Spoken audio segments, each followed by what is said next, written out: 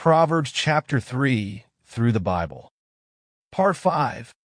Now this is a marvelous proverb that we are coming to. In fact, there are several of them.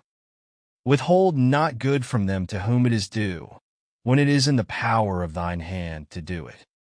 Proverbs 3 verse 27. My dad didn't like the organized churches and was opposed to them because of a very bitter experience when he was young.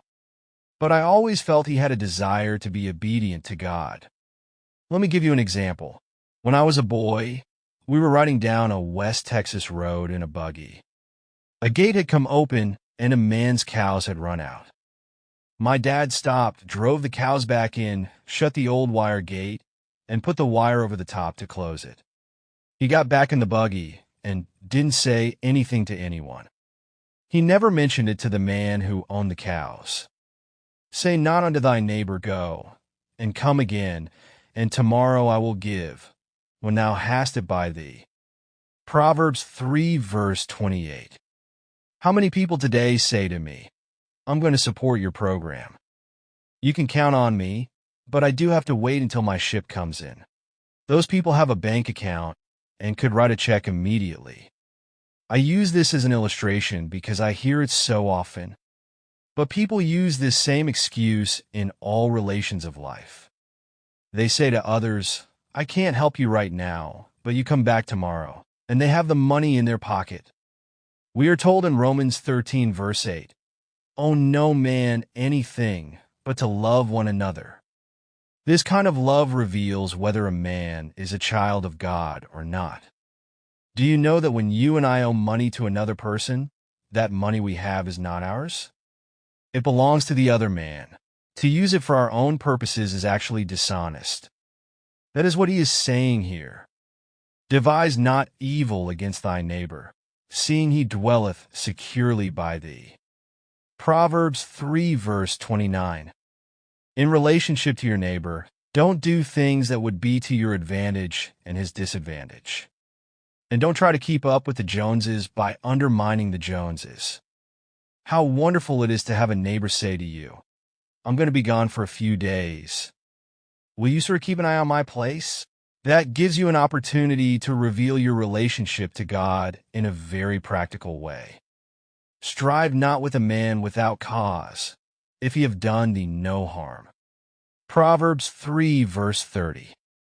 Under the Mosaic law, it was a sin to strive with another without adequate grounds.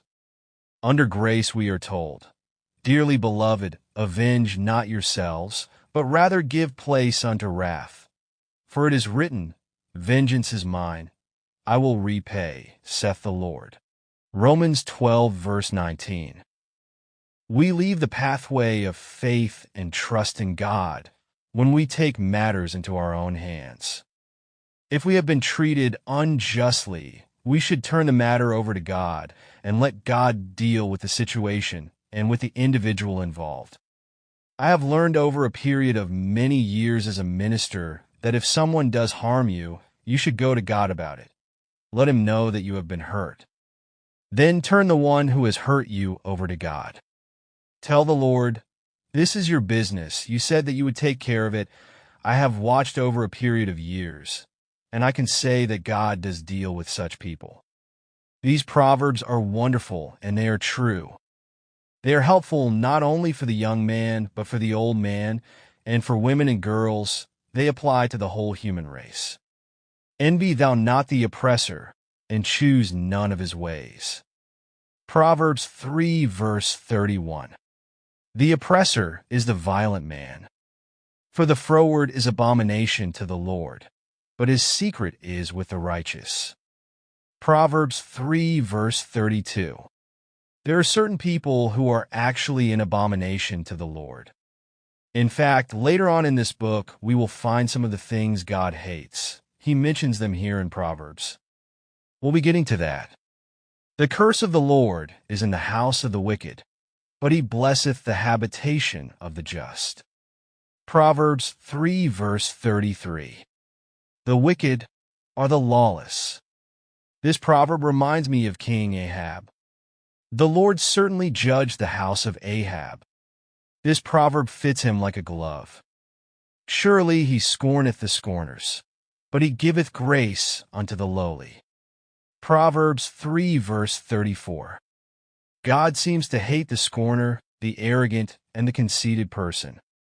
The wise shall inherit glory, but shame shall be the promotion of fools. Proverbs 3 verse 35.